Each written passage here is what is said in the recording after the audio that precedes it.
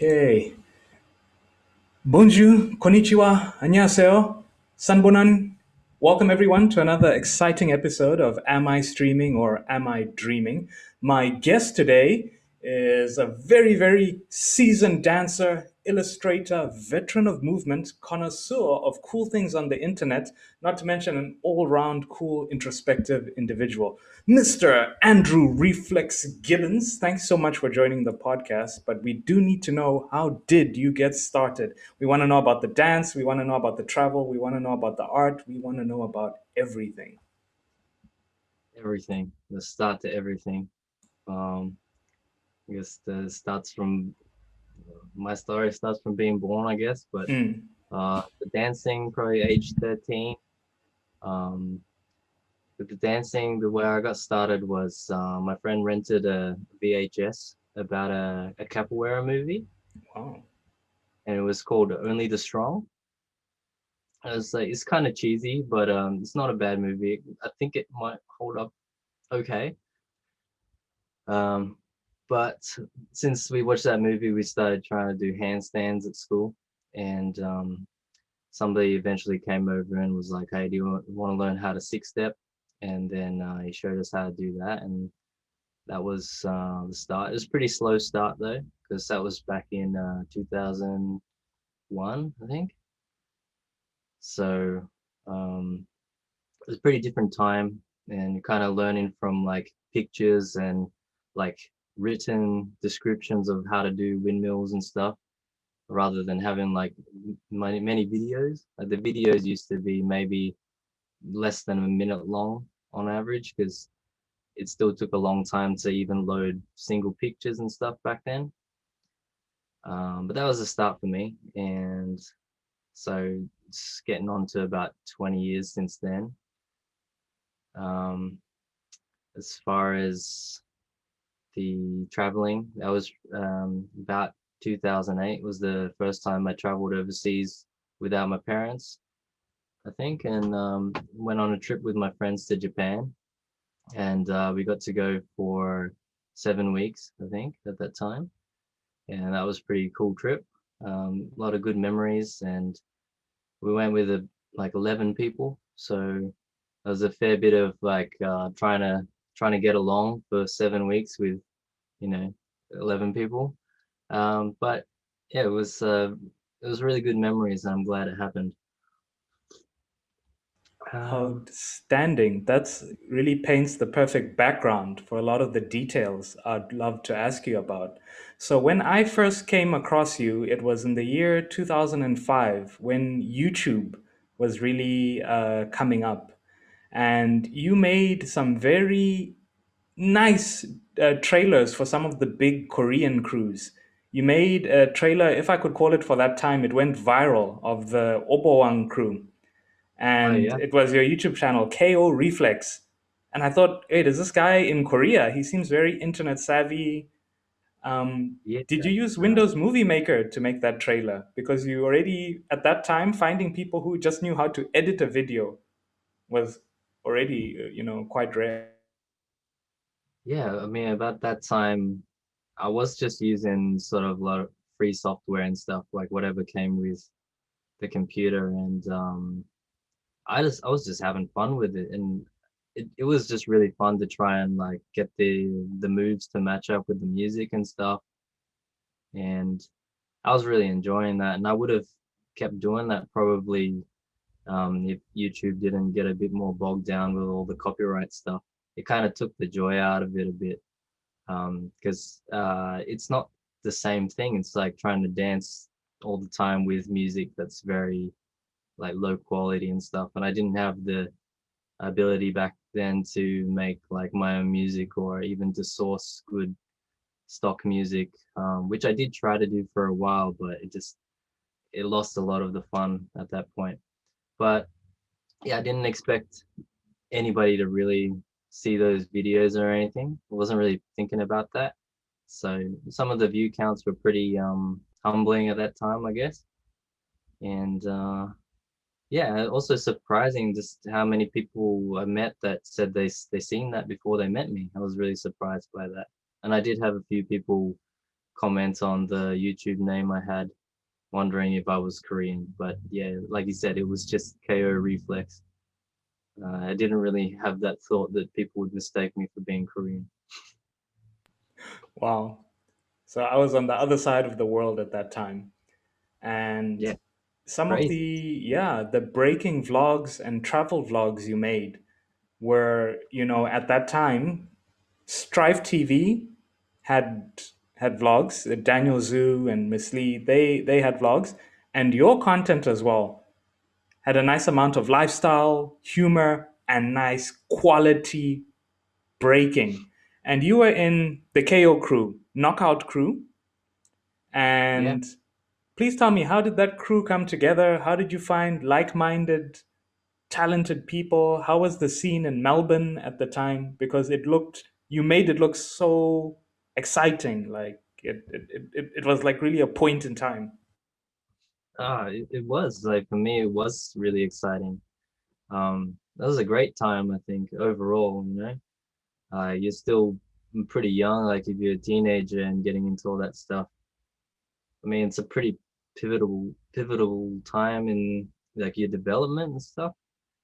So the friend that I watched the video with initially, he met a guy at his church, I think it was, that was breaking, and we sort of met through that, and then went to the first battle, and I wasn't good enough, I think, at that point, so I wasn't part of the main squad, but I was on like the B team, and it was like a 3-on-3, I think, and because I sort of battled with them after that battle, I was part of the crew, so it didn't take very long, but I was maybe the first 5 members of KO crew, and it was a bit of just who you ran into because we didn't really know any b-boys, and going to like a jam at that time was crazy, like we would go to maybe like one jam a year or maybe two, um,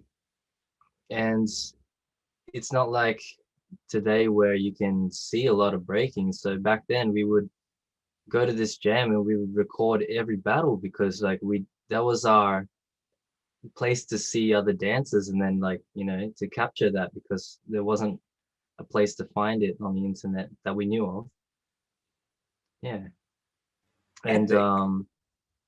I spent a lot of good times with that crew, and I left in 2010, I think. So I was with them for about 7 years, and at that point it was just we had a really great time, like becoming very much like a family and stuff. And then life tends to catch up, and I'm sure everybody in their mid to late 20s kind of can relate to that, and their friends sort of start to disappear a bit, and the meetings start to get a bit more business orientated, and you start off going out and hanging out for hours and hours, and then it just gets less and less, and you see each other but you don't stay for dinner, and then slowly some of that family feeling sort of diminishes potentially.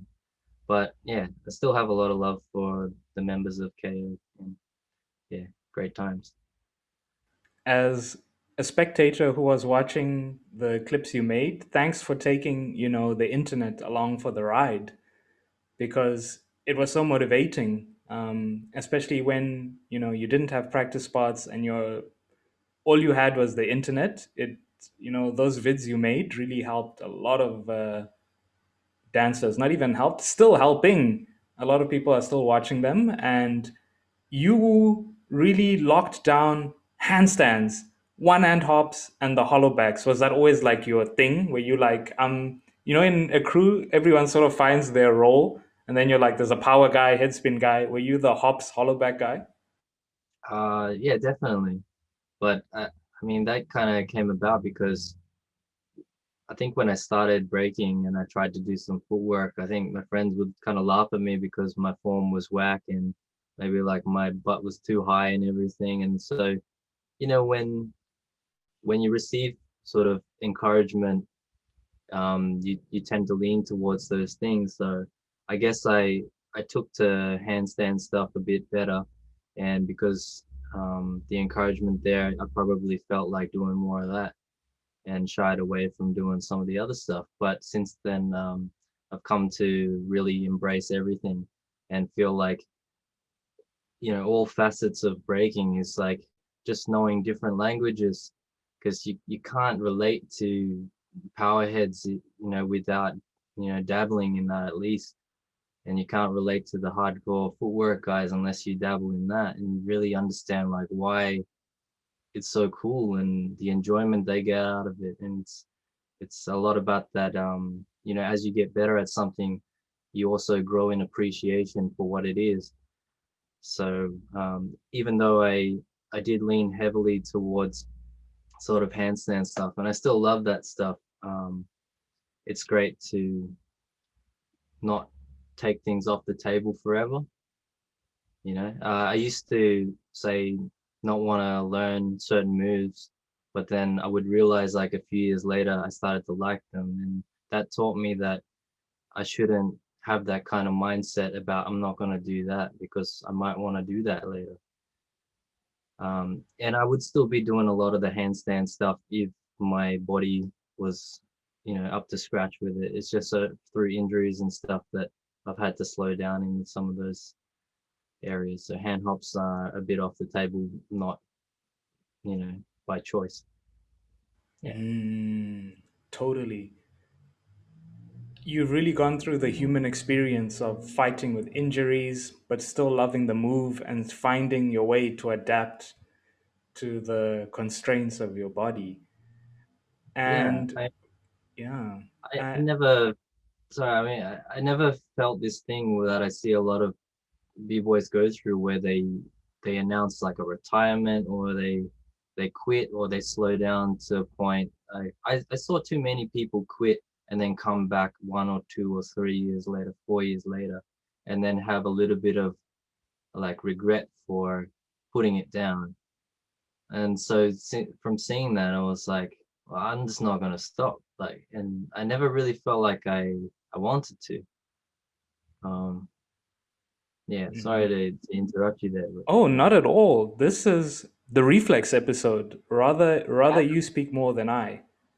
And you're in Melbourne and you're in very close proximity to Korea and Japan. These are, as much as Australia is such powerhouses in the scenes, very, very different countries, but a lot of very passionate individuals. How did you first make the connections to like the Korean scene and the Japanese scene? Was it through the internet and you were just finding footage? oh, okay. Well, just a little side story like about the being mistaken for being Korean thing. Um, I actually saw some pictures of me and my crew on like a Floor Wars DVD one time. I think it was Floor Wars 2006 or something, and they had like Lamine or Storm like talking about the Korean b-boy scene, and then they put our pictures while he was talking. I was like, this is awkward. Like, we're not Korean at all.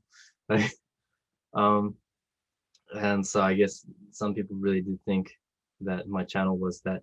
But as far as seeing the Korean scene and wanting to make those videos and being inspired by the Korean b-boys, um, it actually started from VHS rather than the internet, I think, because the first the first bit of footage that we would see from overseas, the biggest one I remember is Battle of the Year '99, when Suicidal Lifestyle won from Hungary, and that was, I mean, we had this one tape that was taped from another tape and not from another tape, and I have no idea right now like how my friend even got that tape, but we would just rewatch the same tape over and over because that's what we had. And then my dad bought me a DVD. I think he got at the airport, and it was UK Champs 2002. And like, I didn't even know you could buy DVDs anywhere, and I don't know how he found that, but that was cool. And so, of course, in around 2002, expression was like a big thing, and Koreans were just like really coming up. And so when footage did start coming out on the internet, like it was just really impressed by that stuff, you know, because when you're starting out, like the big moves really catch you, and I mean, the Koreans were just really good. Mm, totally, totally. Uh, did they ever speak of something called Hallyu, the Korean wave? And I think at that time, also with the internet, K-pop was exploding, and even the Korean government was pushing Korean dance and Korean products, and it was just the golden age of Korean breaking. Could you feel it from Australia? Uh, Definitely. I mean, it was pretty strange and cool to see what was happening with Korea. I think like I watched the thing about Jinjo and they had like a ice cream fridge in their studio from a sponsor. And I was like, this is kind of weird, but it's cool. I really like how parts of it were happening at that point because it seemed like crews were getting sponsorships rather than single b-boys. And I'm really kind of sad about how like it's kind of like when musicians have a band and then they try to pluck the main singer out, you know, to do a solo album. It's really sort of tainted part of the scene that I think, you know, was really special for me. Like the crew aspect is just cool, you know, like having a whole style that runs through several people, and then each person, like you're sort of like fighting for something more than yourself, and that is really motivating and makes you feel part of something, just like community, and that stuff is really important in in any kind of thing. That's why people continue to seek that out, I guess. um Mm. yeah, it was definitely a good time, early 2000s for Korea and the breaking. And I think in some ways they've gone back, and in some ways have like missed like opportunities that could have come good. I really want to talk about that more. And as someone who really analyzes breaking in detail, because looking from your trailers, you really look at these moves and know just the right part to put where. And as someone who's also been to Korea and Japan, what makes these super B girls or super B boys? And I know some big Japanese and Korean names, they've even moved to Australia: Katsu, Blonde, Blue. And for someone who's really interacted with them and watched them, in your opinion, what makes these super B girls and B boys? Yeah, I don't think it's too straightforward to say that there's like a one formula to it, because you have you could have people that, you know, get appreciated for different aspects, like developing like a high proficiency in, you know, power moves and stuff like that. And then you can have people that are just like they're just super dancers, and you know, you see them dancing, you're like, there's something special about this guy when it comes to dancing. So I I'm not really sure why Melbourne particularly had this kind of, you know, touch with international b-boys that would kind of come here and almost like just um marinate or like evolve from their time here, and then come out sort of more flavorful than before, and it seemed to get better. But I'm happy about it because, you know, it's the city that I live in, and I do think that there's something cool about Melbourne.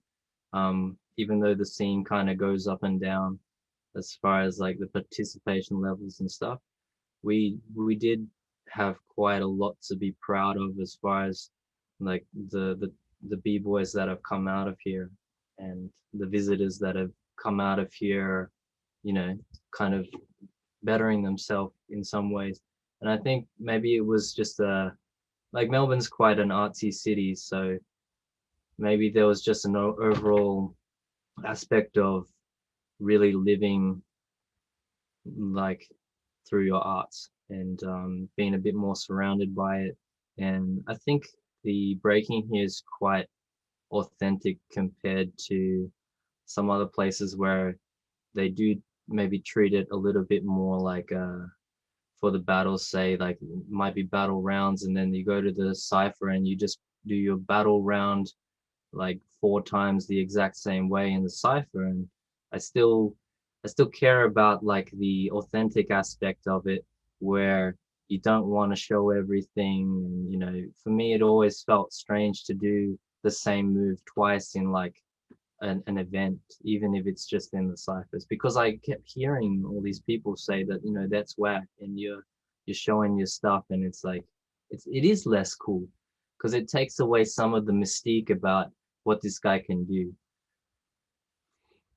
Yeah, Reminds me of those 90s cartoons where they'd reuse an animation, but they'd mirror it, or they'd reuse a soundbite, and you'd be like, man, you guys are just trying to save on animation.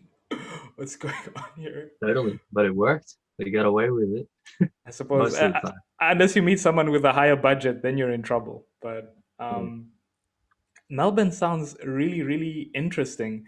And oh, the points you mentioned just now of the ice cream fridge in a B-boy studio, it was a Mm. TIP crew, and I remember taking ice cream from their fridge. I recall paying for it, so Differ, please don't be mad at me. And it's where I believe some of my crew members also met you. So I was part of Soul Seeker's crew, Eric and Chris and company. Mm-hmm. I think you guys entered a jam together in Namwan, the Namwan B-boy spot. And I think I had just left Korea the month before you visited, so I was going to bump into you there in either case. So when you were traveling through Asia, even since 2008, you were doing it. How were you able to find b-boy spots and navigate without, with English? Did you have to learn Japanese and Korean? How did that go? So the first time I went to Japan, I went to Okat Namba Station, Osaka which is a City Air very Terminal. popular. Yeah, so it's a popular breaking spot, and that was easy enough to find out about. Actually, because quite a lot of Japanese b-boys come through Melbourne, particularly in the early 2000s. It was almost becoming more. Obviously, the pandemic and stuff has changed that, but before that, it was quite a popular place for Japanese guys to come and just do their working holiday, and we would meet quite a few from there. And then it's quite easy to find out, oh, there's this popular place to break at. And so that was one of our first stops that we probably went to like the second night of our first trip there.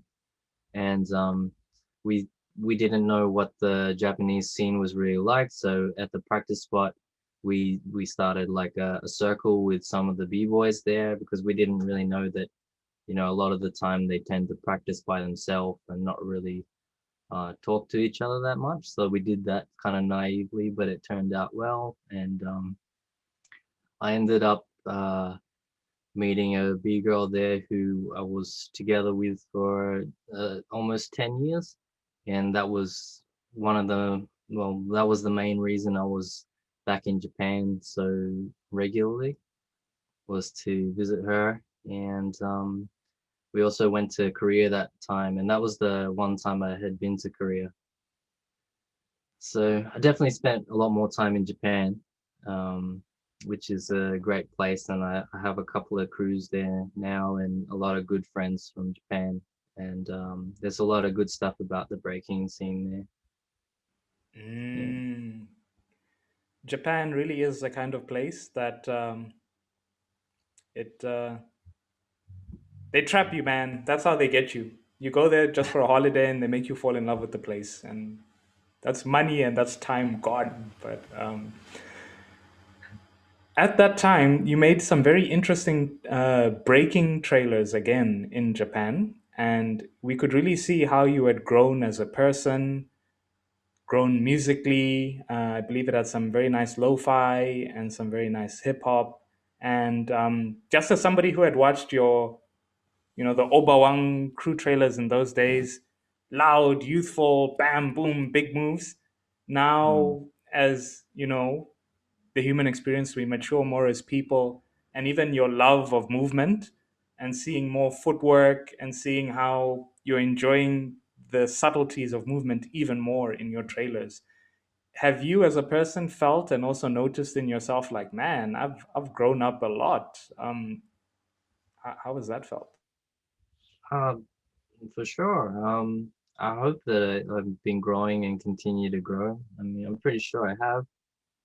Uh, it sort of takes you a while because, for one thing, you don't really know what's normal and what you excel at sometimes and what you suck at because you only have yourself to work with sometimes until you start seeing enough people be either similar or different to how you do it, you know? Sometimes you don't struggle with something like I thought when I was young that it was normal that you could put your leg behind your head. And when I found out in my PE class at school that that wasn't what everybody could do, then that's when I learned that that's not a normal range of motion for most people. And you have those, little you see those things as you grow up, and that helps you sort of get an image of yourself that hopefully you don't define too early or too solidly so that you can keep developing.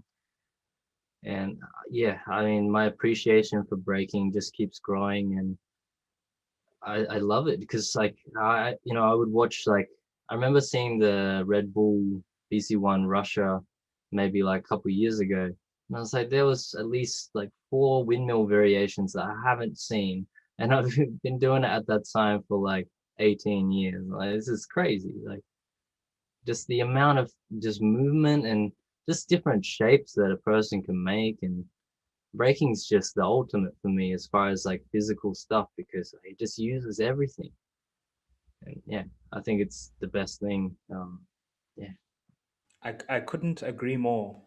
Much like Japan, breaking is a world you can really lose yourself in and find parts and variations, parts of even your mind that you didn't know were there. And the thing I love about these moves is when I was younger, I thought it was all about mastering the move, but it's more about mastering yourself and finding the discipline in your life and mental peace to go back to it every day and find happiness each time. And I care a little less about trophies and I care more about how my mental state is as a person. Not to go into the whole breaking philosophy kind of thing, but I really like how you've gone to different cultures and different societies, and you can still redefine yourself within there. And with me, there's a South African version of me, a Japanese version, a Korean version, an American version. They're all different parts of my persona. And I see a lot of that in your work as well. I see you, the illustrator, I see you, the dancer, I see you, all these different parts. Mhm. And what are some of the differences you notice between? I'll just do Japan versus Australia, even though they're other countries. But 10 years in Japan, you're definitely going to see a lot of differences between Japanese society and Australian society. And the little that I know about Australia, I know Boost Juice, Factory, Cotton On, Iggy Azalea, Hugh Jackman, Chris Hemsworth. Those are like my stereotypes of what Australian society is. So, from a real Australian, how is Australian society? Some small things different to Japanese society. Okay. Well, just a little bit on what you just explained about your understanding over the years. Like, it took me some time to realize that I didn't care too much about winning either. Like, I think in the early days, I'm also wanted to win battles and stuff because of my crew. And like, I cared about it because of that. But then I started to realize that like I would choke a lot in battles or just not perform very well. And I couldn't find it to really prepare for battles that strongly. And I started to realize that I don't mind not winning. I love like the battling and competing because it's fun, and I want to try to get as far as I can. But I always just felt like because I came second so many times with my crew and by myself that I was just like, it's okay because this other guy won. And somebody got to win, somebody got to lose, right? So if I lose, like that guy gets that fun of winning. It's fine. Somebody got it. And it really did become a lot more like just personal. Like I just wanted to be happy with how I was dancing, and some of the more minimal things, like the minimal breaking that I did in maybe 2017 or 18, like when I look at some of the footage and I'm barely doing anything, but I'm happy with how the flow looks. Like that stuff was more meaningful to me than getting like difficult moves before. So yeah, I just wanted to touch on that because I relate to what you said about that. As far as the differences country to country, um, I'm not too fussed about traveling, say to see places or see monuments and stuff. As cool as it is, and as you can appreciate that stuff a lot. Like traveling for me was always exciting just because of people, and meeting different people. So I mean, I was happy when they came to visit Melbourne and I could meet them, like Japanese people and Korean guys and stuff. Um, it was, but of course, the country shapes the people as well. And as much as I love a lot about Japan, there's also a lot of negative aspects too when it comes to the societal pressures and the culture that's there. There's a lot of shared pressure, and it doesn't really make sense sometimes, but that happens a lot in the world, right? There's lots of things going on that if you look at them don't make a lot of sense, but they're very strong, and it's a little bit like the feeling like overrides the logic of the situation. um I can't really speak too much on Korea because I only stayed there for maybe a week. I went there for BC1. Not really, we just went there for a holiday, but it just happened BC1 was happening. And that was cool to see. But as much as I got to see from that was like, really nice spicy meats. And, I got to see the TIP studio before they moved to a different one. So that was cool. And we went to maybe another jam. I forgot which one it was. Maybe one of the Ill Villains jams, Marpo sessions or something. Yep, sounds about right. Yeah. So that was cool. But I definitely felt a lot more at home, like in Japan, as far as the atmosphere was. And I mean, some of my Japanese friends are my favorite people. Uh, it's kind of sad for me that there is such like societal pressures that make it hard sometimes for them to live that way. But there's so much passion in Japan, and just a lot of dedication to like uh, very niche kind of lifestyles, and I love that. I wish it wasn't burdened by all the society crap. And it has differs to Melbourne. Um, I mean, Australia seems pretty normal to me as far as like it's very middle of the road for a lot of things. So it's kind of like in some ways an America light. Like it's not, but in a positive way, because America kind of goes a bit off the wall sometimes, a bit more so. And then hopefully Australia gets to look at that and make the right decision about not following some of those things. But I think generally, I mean, it's got a good quality of life. So I'm really happy to be born here and living here because of that. And it means that I can do a lot of things that are a bit harder to start up, um, potentially in other countries. I think it's got a like it has a nice quality of life compared to say I would like to go to Japan very often, but I'm not sure if it's the place I'd like to live. Let me put it that way, maybe. Totally. I think a lot of young people now, especially in the otaku community, who really hold Japan in high regard and all good, and they see it as sort of a Disneyland kind of place, then go there and then reality hits that there is no utopia. And a lot of foreign people go to Japan, and usually about the 8-year mark, it starts to hit. Wait a minute. And it's nice to like Japan, but it's tough to be Japanese. if I could, Yeah, I if I mean, could I just try think, sum it all up like that. yeah, I Mm. agree. And I mean, some, I did meet some foreigners in Japan that were still having a tough time. I think it really, it's strange how much those pressures don't have to come from people like that you don't know or anything. Like they can just come from your friends. Remember just this feeling of like dread because like I went there for a working holiday and that was a different experience from going there for 3 months at a time. That when you go there for a year, people treat you like, oh, you're going to be around for a while. So there's less of a worry about getting out to see you and stuff.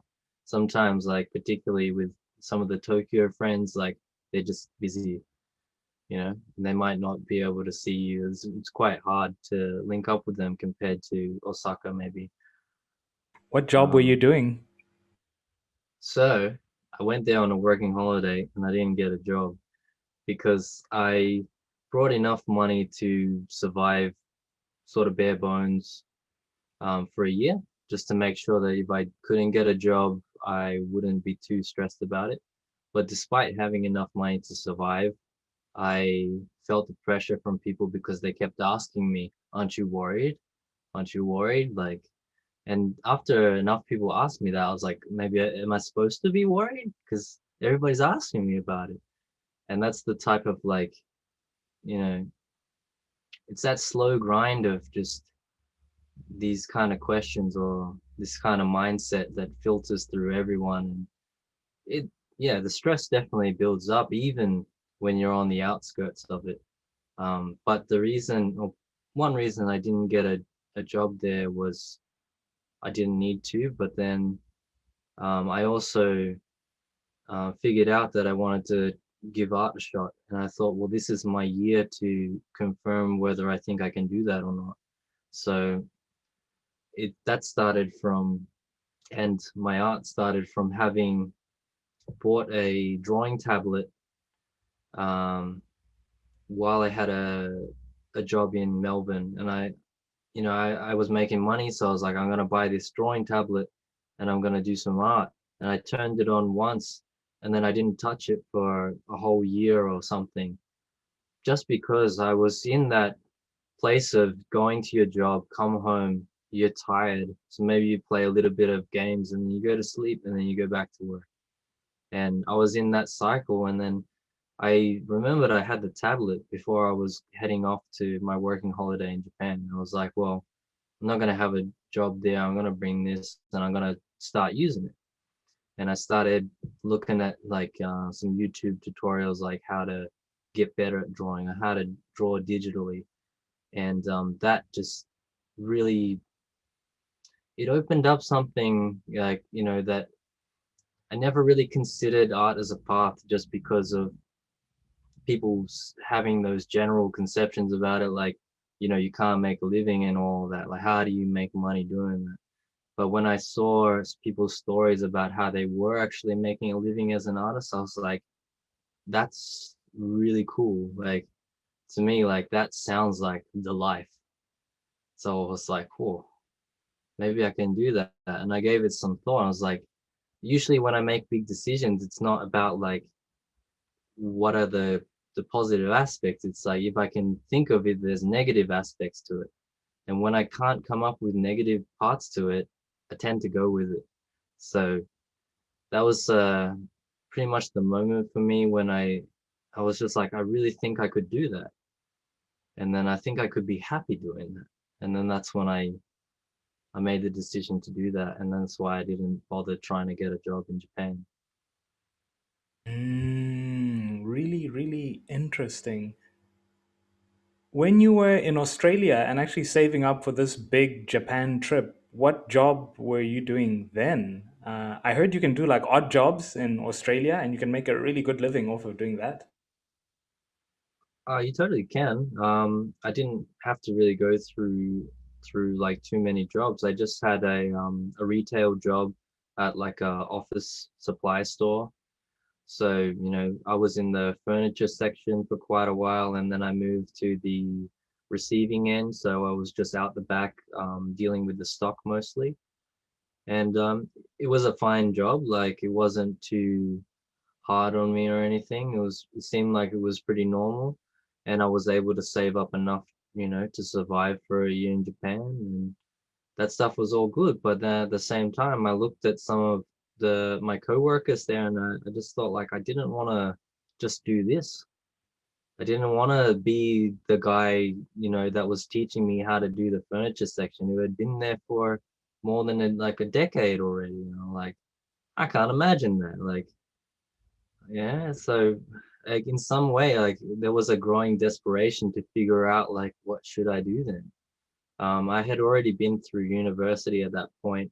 I did I was actually going through university at the same time, and I went to the working holiday in Japan after finishing university. But towards the end of my studies, doing film, I just figured like I'm not really cut out for this industry that I had been studying for. And one of my lecturers kind of in the third year of it was saying that, oh, it's not really that fun. You're going to be just serving people coffee for quite a while until you get in there, because the industry is a little bit slow in Australia. And I was like, well, that sounds crap.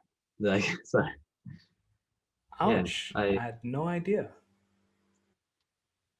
yeah, and I mean, it was kind of I got into that course because I just figured that doing film stuff is fun, because I was doing the video editing, just learning by myself, and I didn't have to learn too much of that from university. Like it was just from me working out how the program worked and enjoying it. And I guess I did get some stuff out of uni, but yeah, uh, it's really not. I don't think it's for everyone. Like especially with certain vocations really don't need it, as long as you can muster up the discipline to learn on your own, especially these days. I want to say so much for people that are thinking about doing art, that it's really fantastic. Like it's such a great career choice. I mean, imagine being like, for example, somebody in the Philippines, and there's such low pay for a lot of work there, but you learn how to paint a picture and you work for somebody in America and you get paid a real rate. It's just, and as long as you have an internet connection, you can do it. It's amazing. Yeah. Totally, eh? I think as we were just talking about the differences in cultures, differences in society, the salary you can earn for one job versus another, it makes you need to travel and open up your mind and see these things. And it really, really changes everything. Yeah, I was so shocked you didn't just become a YouTuber full time, make travel vlogs, or get yourself a red camera and just shoot music videos for people. I believe Mason Honestly, Rose was yeah, in Australia at that time. yeah. Did you ever get to I interact with uh, him? I have sort of seen him around, but I don't think I really talked to him. Maybe he, might have said hello once or something. But he used to put on a nice event in Australia called Shadow Wars, and that was like one of the best events that we had in those years. Like, we didn't see other events doing what Shadow Wars did, when they had so many people fly out, and we had a lot of connections and really put some thought into the venues and just how everything ran. It was great. Um, and I did see like he put out some videos of the same title, Shadow Wars, and that was one of the early exposures I had to breakers from other states in Australia, because we didn't see too much from them. They might come down for that one battle a year, and then you see them do a couple of rounds. But this sort of really showed you what else was happening in your own country, and that's really good stuff. And I'm really thankful for that kind of thing to happen. And you don't know if that's the intention or not. Like just like I wasn't really making videos for anyone in particular, and I wasn't. expecting people from overseas to see them. Like it was just a way for me to make a video for my friends and then go, hey, I made this video just for our crew so we have a laugh, when we watch it. That's as far as I was thinking about most of them until, people started asking me like, can you make a thing about how to do hand hops? And then I just quickly made something in my garage, you know. And then later it was like, maybe 270 odd thousand views. And I was like, oh, that's cool. Yeah. Totally. This feeling of community and feeling that you are giving and receiving is even in Maslow's hierarchy of needs, after your food and your water, basic acknowledgement, you really need to feel as a human being. You're contributing and also, taking. So I totally relate to that. And YouTube has helped in an amazing way to facilitate, that sort of thing that human beings need to feel complete as a human being. It is really something you need. And from there, I need to very, very nicely segue to the next amazing topic that's been a big part of your life is now art. And you've Hmm. been doing some very nice illustrations that are clearly drawing from a very interesting childhood, a lot of media you've consumed, a lot of experiences you've had. And just mentioning Mason Rose, it really shows me that the Australian scene and Melbourne scene is definitely very vibrant with art, high performing artists, artistic community. There's clearly something interesting going on. And it's a big topic, so I think we'll take baby steps first. When did you get Okay. your first tattoo? What was it? How was the feeling? Why did you have to get that? What was that all about? Okay. So my first tattoos were just like these called shisa.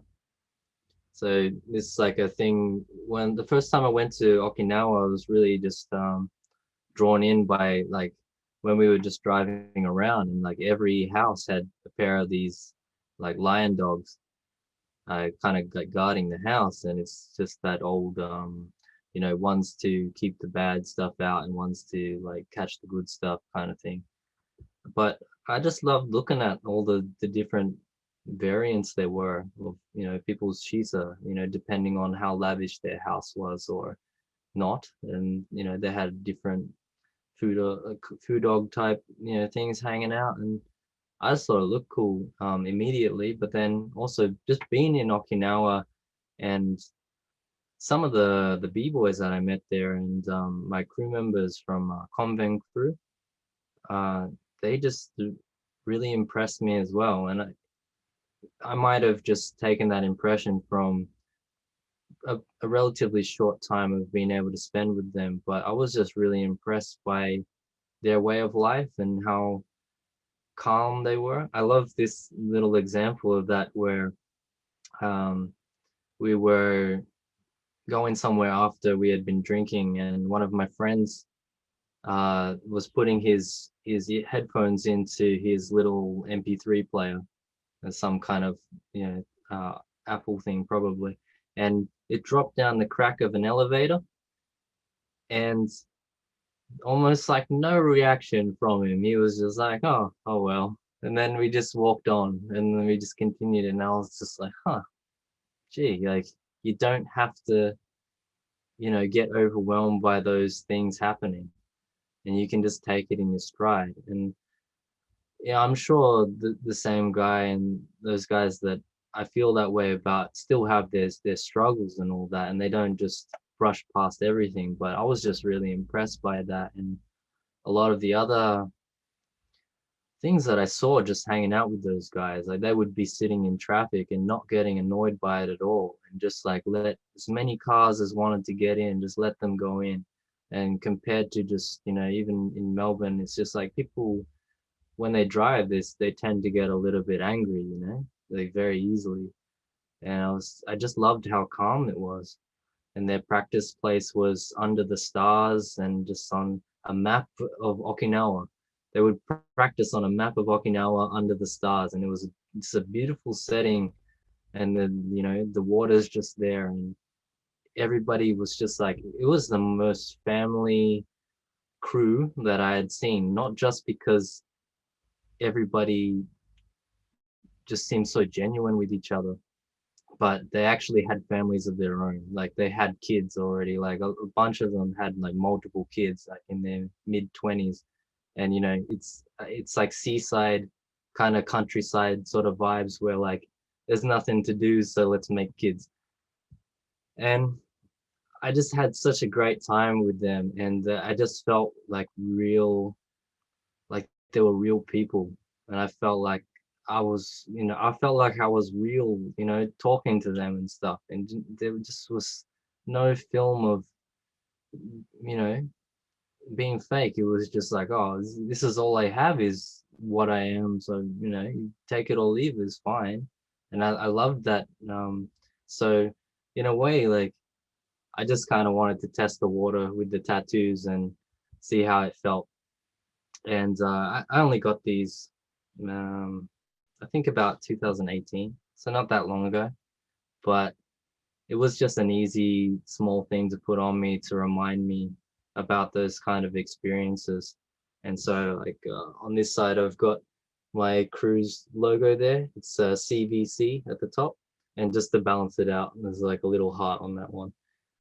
So that's just, yeah, it's just a feel good thing, so that when I look at it, sometimes I can just be like, oh, you know, think of good stuff. And yeah, tattoos kind of have that it's got like a bit of a power kind of thing. Is just, it's a way of surrounding yourself with things that you enjoy and identify with, that helps you keep contact with yourself in a way, because you need stuff to reflect off. If you're just in the dark by yourself, like I, that's why people go crazy probably when they're isolated and stuff. You have nothing to reflect off, and of course you're gonna go mad. So I do the same thing with my home, and I hang up pictures of art that I like, and from artists that I admire, and I want to continuously reflect that and bounce it back into me, that this is what I strove to do, and um, just remind me of who I want to be, even, and not necessarily who I am, because you always hopefully want to be a better version of yourself. Yeah. And I just got another tattoo recently, which is on my leg, so it's a bit harder to show. But I was done by a really good artist in Melbourne, who's famous for doing tattoos of fish that have a bit of a phallic quality. Um, and I was just like, that's the best looking tattoo of a dick I've seen, and I want one, even though it's not something that I had considered before. And he asked me like, have you consider, like, did you ever think you were going to get a tattoo of a dick? And so his question that he asks a lot of his customers, and I didn't. Yeah, but I'm really happy with his work, um, and it's still healing up, so it's scabbing up a little bit now. But yeah, I think if I shared a screenshot of that iconic 2 yen tattoo, this video will get demonetized. So we you will might simply describe it in words. you might get away with it. It's like a lot of people haven't really noticed what it's supposed to be, which is kind of nice too. I like that, it doesn't have to be too exposed in a way that it's not really to set anybody off or anything like that. I just think it looks interesting, and it's also like a reminder for me of just the way life is, that life is a bit ridiculous, and you can have quality and stuff that's not too serious, like, in the one place, and life's just so strange. It just feels appropriate to me. And I also have a bit of a thing about just the idea of so much censorship in art, and how much of a problem people tend to have with things like nudity, and it's very strange. But you're dealing with different communities that have cultivated ideas and not really reviewed them too often in a serious way. So I want to be like a small part of the side that wants people to think about that a little bit more, as I needed to at some point in my life as well, to open up to that. Yeah. Well said. And your story of Okinawa, and I think there's an Okinawan phrase in Okinawa Ben, Nankuru Naisa, come what may, life has Mm. to just continue. I think that really embodies the Okinawan experience and all that nature and those lovely beaches. Wow, it clearly it helps one vibe out and just start families. Yeah. It's a special place for me, and Mm. it's very unlike the rest of Japan that I saw. I believe they're It's a their very own thing, eh? They're not like the Imperial Japanese. Those are Ryukyu Islands. That's Mugen from mm, Samurai Champloo. They're their own vibes. yeah. It's probably my favorite anime series. I love that so much, even though it's only, maybe that 26 episodes. I've rewatched that so many times. It's as perfect as a series can get for me. Yeah. Would you say Japan is just like an anime? Mm, that's hard. I mean, anime reflects a lot of stuff that happens in real life, so Life that's a imitating art or art imitating life? it kind of goes both ways. Yeah. Um, I think Japan itself is too complete to be like an anime, because animes tend to stylize towards a certain direction quite heavily, Um, it's almost like it's it's like taking a microscope or like a magnifying glass to a certain aspect of things in anime. Like you have basketball animes that go full on with the seriousness of this game in high school, when you have Bucky the Grappler, who's just like does some of the most ridiculous like fight scenes ever. But it really, I would say it does light up something about where your mind can go in a society like Japan. And a great resource for anybody that's interested in manga and stuff like that is this YouTube series called Manben. It's manga benkyo, which is like studying manga, and they talk to a lot of the artists and watch them work, and it's just a great series because you get to see where some of these ideas are coming from and who they're coming from. And it's yeah, manga is a great thing that you can deep dive into everything, and everything has so much depth and cool stuff to it. I want to live like much longer than I will, so I could absorb all of this stuff. It really is incredible. And what an incredible resource this Manben is. Because much like, manga is visual communication, dance is visual communication. These shapes are ideas and feelings and experiences all embodied in but a moment. And there's a lot going on. And now, as I'm growing and I read certain series that I first encountered like 10 years ago, and I'm now seeing completely different stories. And, rest in peace, Kentaro Miura-san. But as someone who's gotten a bit older and reading Berserk again, I'm like, wait a minute, I thought the story was this. The story is in fact something else, and it is Mm, the human experience. And not only was he an artist, but they are. I was watching review channels that analyze and review a lot of like popular manga series, Evangelion, and whatnot. There's a lot of yeah. Jungian psychology, Nietzsche. Mm, Um, these are really, yeah. really deep things. These are written Mm, for adults as much as children, and this could be so we'll go on for important. hours if we fall into this rabbit hole. But Yeah, Man Ben Evangelion will is do yeah, Evangelion is like Hedgehog's dilemma over and over, right? That getting close to someone, but you might hurt them, so you have a fear of that thing. Evangelion, I still haven't seen the latest installment, and I really want to see it. Um, but yeah, I watched that when I was young, and then I watched that when I was older, and completely different experience. When I watched it when I was younger, I don't know what the hell's going on. Partially because I bought like a VHS from like uh like a Japanese import store, but it was just a VHS that they had like copied from another VHS. Bought that, and it was probably overpriced for the time. But I had the Evangelion movie, and it had no subtitles, so I was trying to work out what was going on with no English. And then I watched it years later with English, and I was like, still don't get it, still don't know what's going on.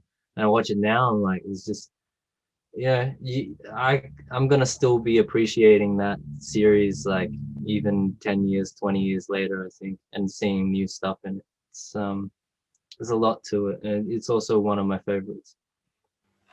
breaking is exactly the same. First time I saw Ken Swift versus now. First time I saw physics throwdown versus now. I'm seeing completely different things, completely different details. And as you mentioned, you can now when I read mangas, I'm looking at the line work, I'm looking at the intention, I'm looking at the framing, I'm looking at the plot lines, character development. A fight scene isn't even the highlight anymore. I'm looking at what was the opening scene, how did they arrange everything, and I think reflex it speaks so much to you and your personality and that sort of stubbornness you need to truly enjoy these things. It's getting better these days with like the internet and people help you digest all this information. But back in the day, to get into these sort of art forms, you had to be a very dysfunctional person who could have the patience to really sit and process all of it. And thank God for that. I think that's why more and more people are getting into these sort of forms and seeing how rich and amazing they can be.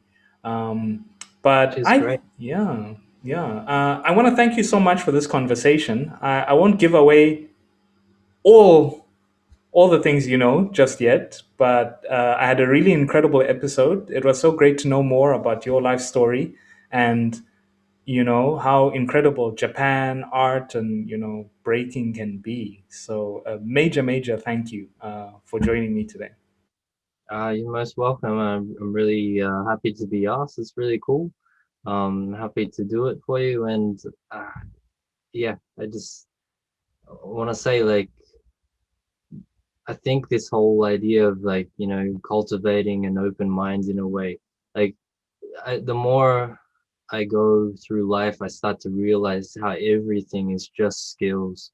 And so the reason why a lot of people seem to almost like not understand themselves at all is only because they haven't applied any time to that skill and cultivated that ability to start understanding themselves. And I have a bit of a pet peeve with like when people try to define themselves too early, and you just hear them say, well, this is just me, it's just the way I am, as if there's no option for anything different. And I would love it if more people found some, I mean, there's so much mental health crap going on, and it's very justified with how much just oversaturation of things that you have to do, that you don't want to do, that you have no interest in, but you have to keep tabs on it just to have a regular life. And I think learning to understand yourself a bit better as you age is a very important skill that's very underrated because it doesn't have um, clear outcomes about what you're supposed to gain from it. And when it comes to anything like that, that's not um, easily defined about what you're trying to get from it, it gets overlooked, and it's sad because it's so important. I think it's so underrated to start understanding yourself and be open about how you can change. And seeing yourself change and realizing that you're changing, and that's the way that you prevent making the same mistakes again and again, and developing appreciation for all the things that you do and the things that you don't do, and the people around you and the life that you have, and so you don't end up just having so many regrets about things. I don't think I spoke that well about that, but I hope that it gets through. Thank you so much for adding that. You've really gone on the hero's journey. We see. I love the whole idea about trying to just understand things and problem solve, and learning is such a, it's one of the drivers of a life, I think. I can't understand when people have this mentality like, oh, if people didn't need to work, they'd just do nothing. And like, no, like, are you kidding? It's just because that you haven't experienced, like, what you could do. You don't have an idea of what you could do because you've probably been working so hard in this job that you don't like, that you just haven't given any time to think about what you could do. It's a crazy idea to me that people would just switch off if they didn't have to work. um, Totally, eh? Life doesn't have to be a struggle. It can be a beautiful struggle. I mean, that would be great, and if they reduce some of the struggle, that would be great too. It's just, yeah, there's a lot of whack things happening.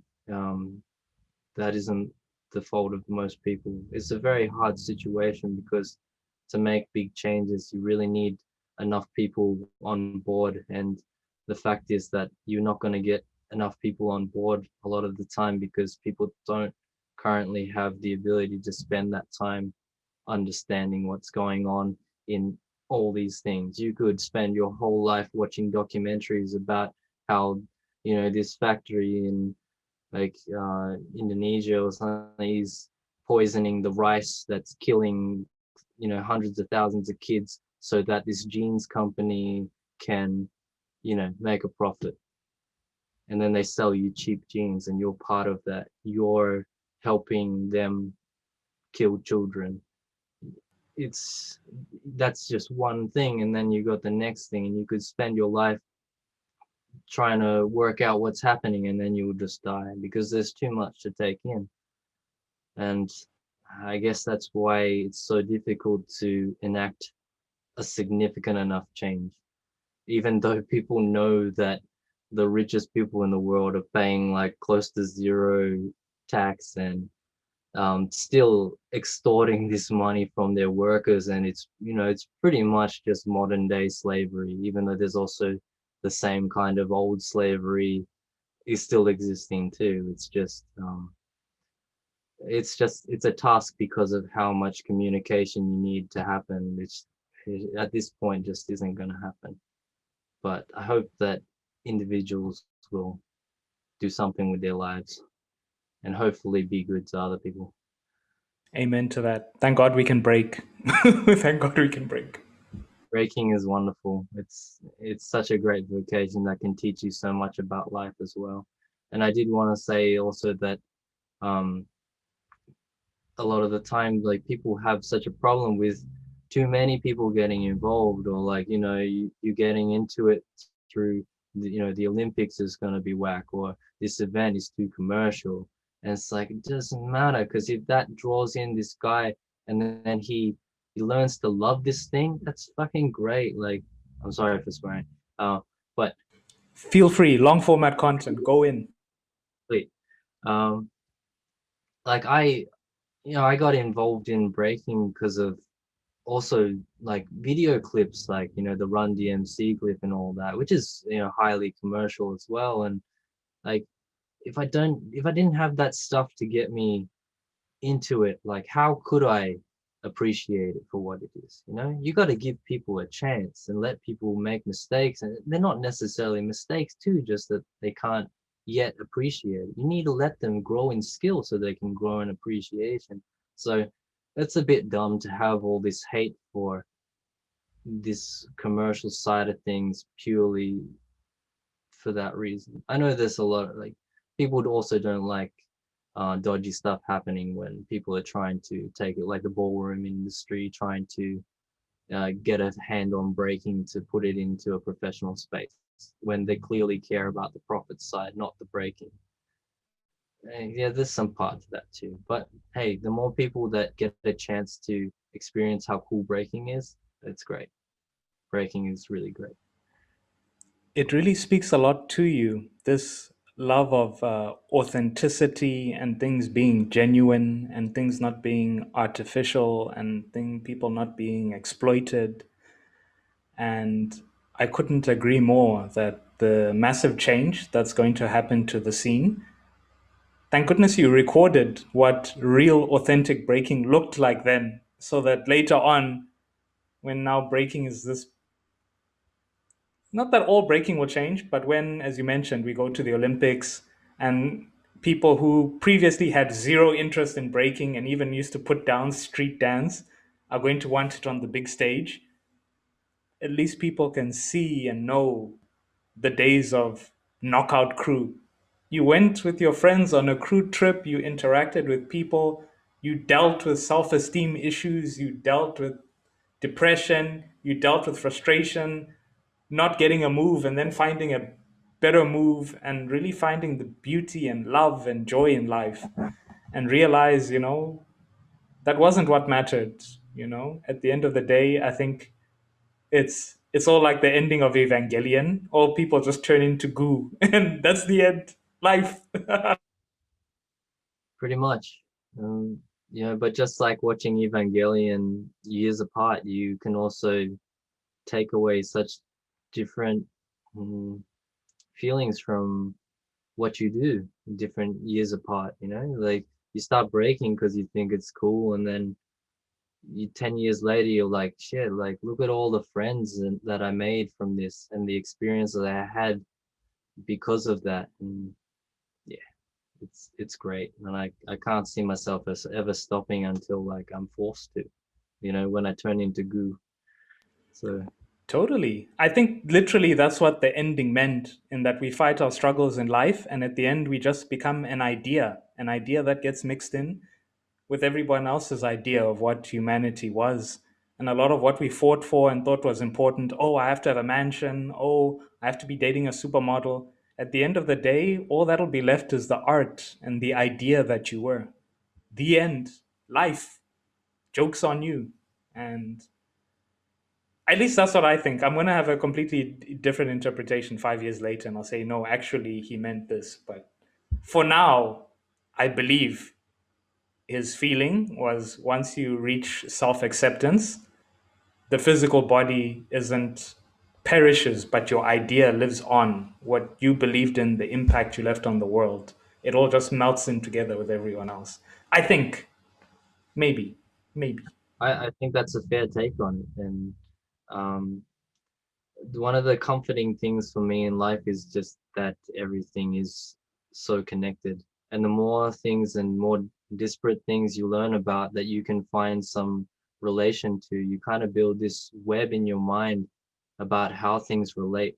And that's why even ideas, like even something as simple as like a pun that relates to words or situations, that builds like a strand between those. And the more connections you make, you just feel more complete as your understanding of your surroundings. And you start to realize it's just the tip of the iceberg, and you won't get much further down as much as you try. But it starts to become more rich as far as your life, I think, when you start to see things like that and make those connections. Totally. I think we've traveled a good distance. I think we'll end it there. Again, a massive thank you for sharing your very complex thoughts with us. A lot of content for people to digest. Go on Manben on Yeah, YouTube. Check out Tu Yen tattoos. You might also want a phallic tattoo to ponder on as you look back at your life and realize, hey, what a ride I've been on. And thank you so much, everyone. Comment below.